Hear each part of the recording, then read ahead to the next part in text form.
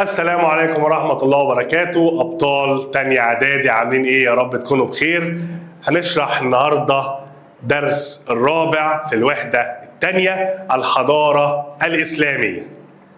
كانت قارة آسيا مهدا لواحدة من أعظم الحضارات الإنسانية واللي أثرت في العالم بإنجازاتها العلمية والثقافية، وهي الحضارة الإسلامية.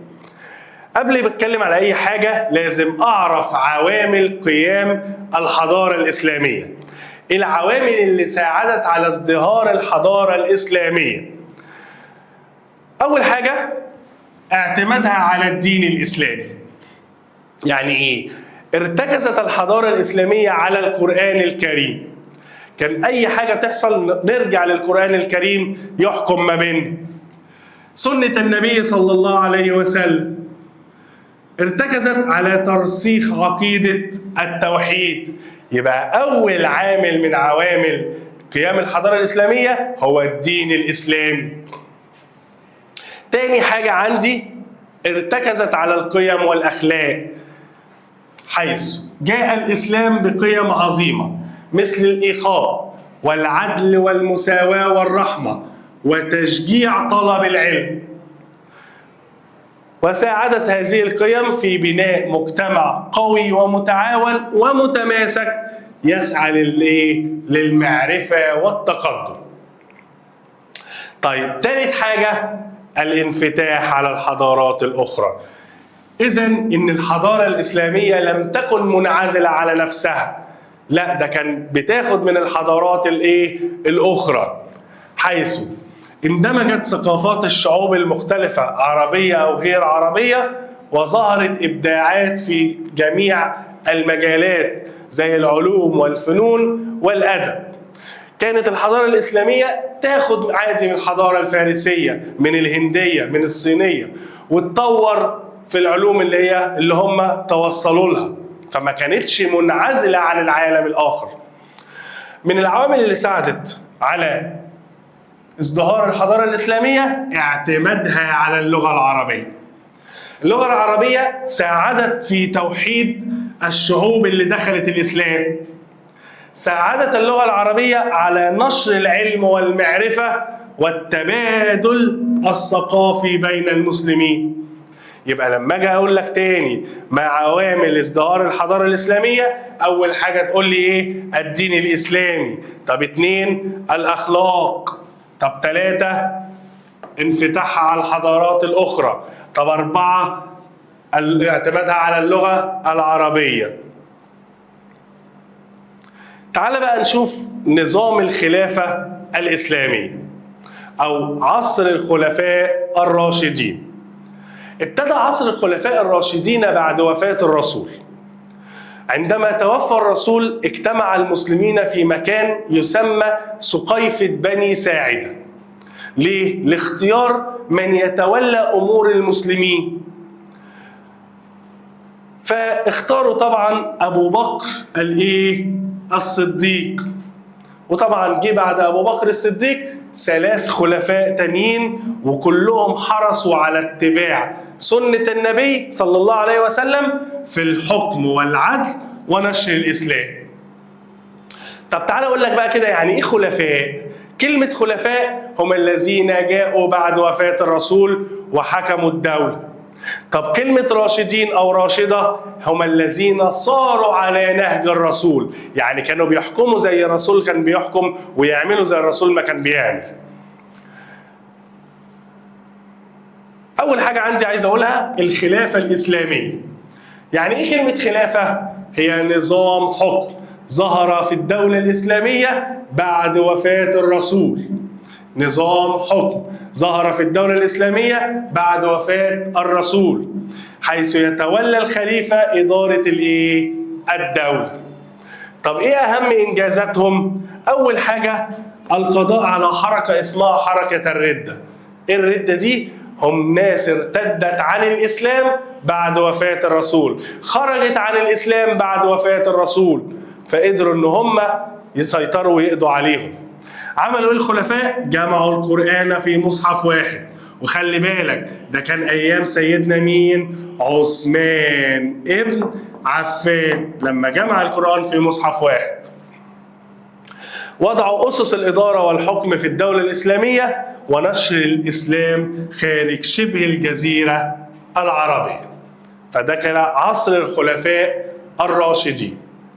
يخلص عصر الخلفاء الراشدين ويجي بعد كده الخلافة الأموية، الأمويون. بعد انتهاء فترة الخلافة الراشدة أو الخلفاء الراشدين تولى واحد اسمه معاوية ابن أبي سفيان من بيت اسمه إيه؟ بيت بني أمية. تولى الحكم وأسس هي دولة إسلامية عادي بس اسمها إيه؟ دولة أموية نسبة إلى الأمويون يعني أو بني أمية. وجعل دمشق عاصمة له. فكده اتغيرت العاصمة. العاصمة كانت أيام الخلفاء الراشدين هي المدينة المنورة. راحت فين أيام الأمويين؟ بقت مين؟ دمشق. بقت مين؟ دمشق في سوريا. من أهم إنجازات العصر الأموي تعريب الدواوين.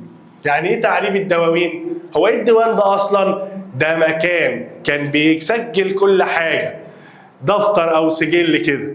فكانت اللغة المستخدمة في الدواوين أصلاً هي لغة فارسية، لأن الدواوين ده نظام فارسي مش عربي. جم الأمويين راحوا عربوا الدواوين. يعني إيه؟ أصبحت اللغة العربية هي اللغة الرسمية للإدارة. سك العملة الإسلامية. مش أنا دلوقتي بطبع عملة وبطبع ورق، لا هم بقى كان اسمها إيه؟ سك العملة. سك الإيه؟ العملة. يعني بقى في عندي عملة إسلامية أيام الدولة الإيه؟ الأموية.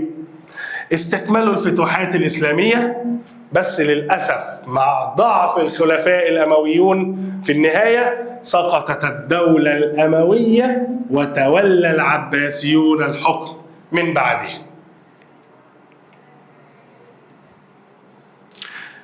الخلافة العباسية، أبو العباس تولى إدارة الدولة أو تولى الدولة الإسلامية. قام العباسيون بنقل عاصمة الخلافة إلى بغداد. يبقى أول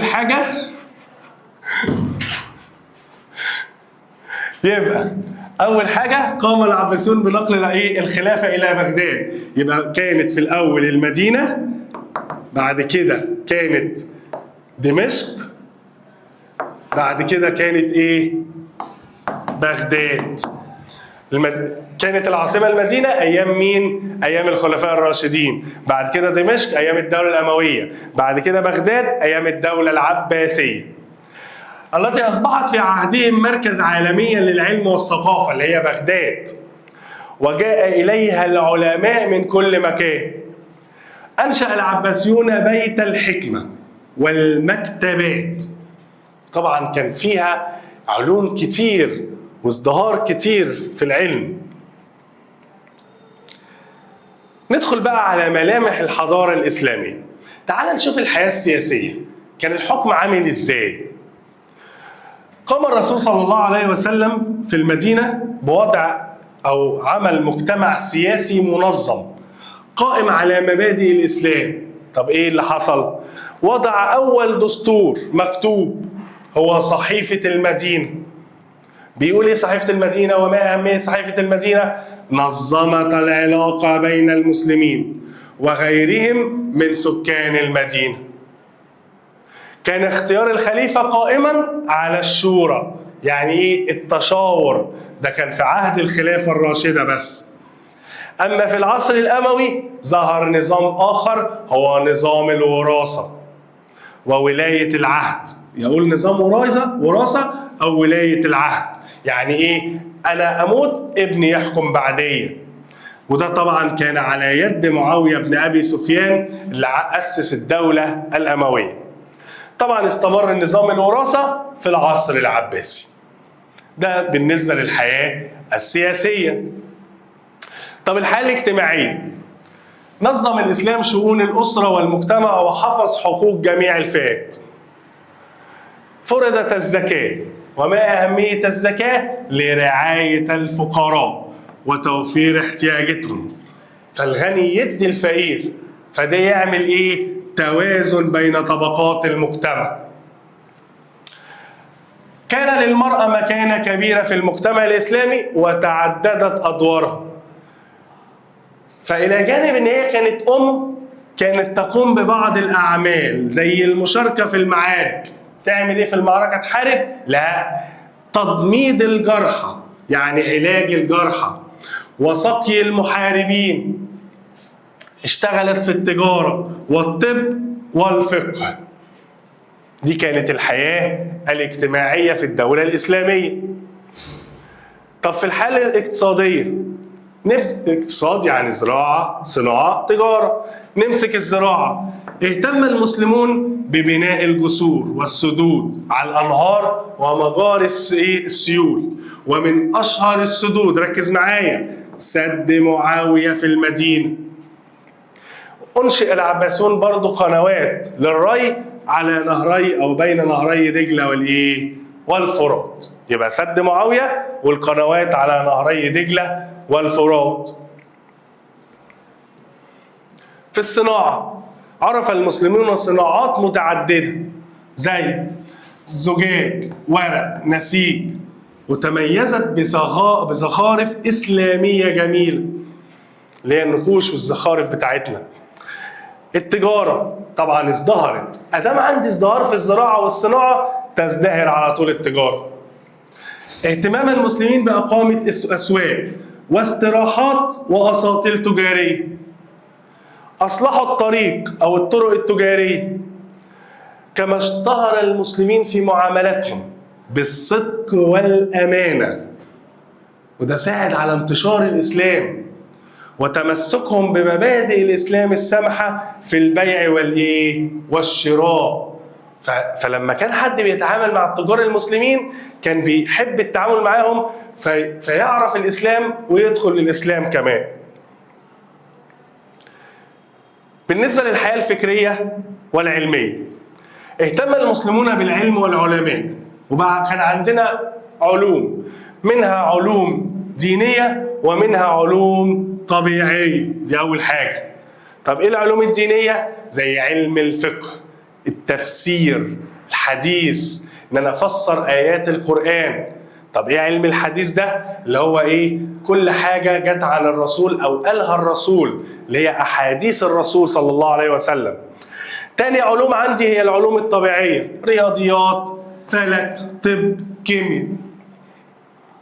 أنشئت المدارس والمكتبات، وكانت مراكز العلم مثل مركز أو بيت الحكمة في بغداد. ومين اللي أسس بيت الحكمة اللي كانوا بيتعلموا فيه كل حاجة؟ هارون الرشيد.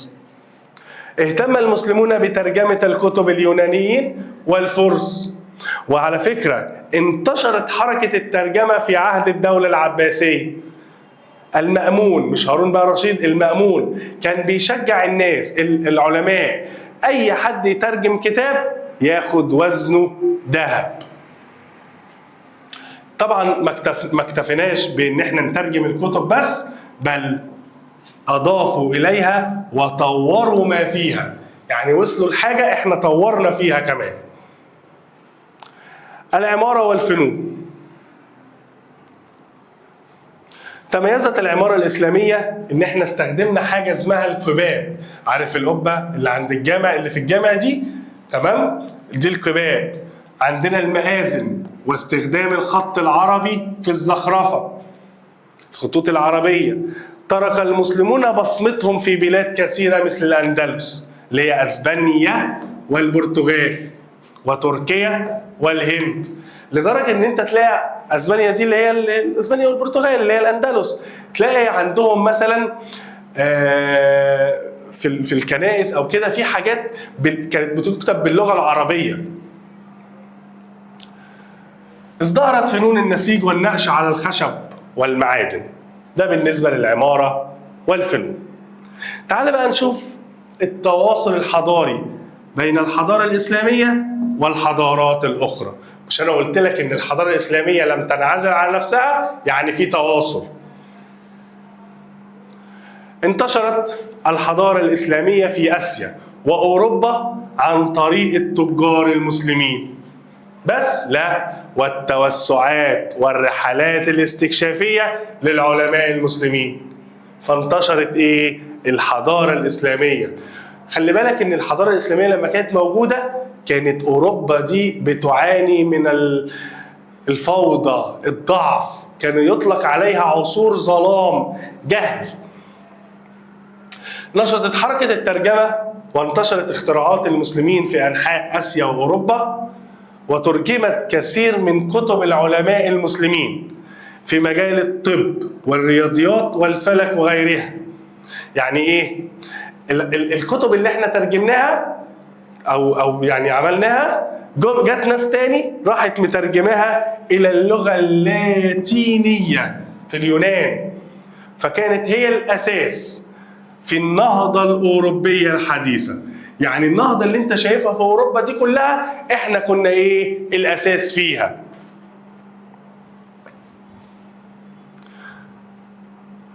كده خلصنا الدرس، يا رب تكونوا استفدتوا.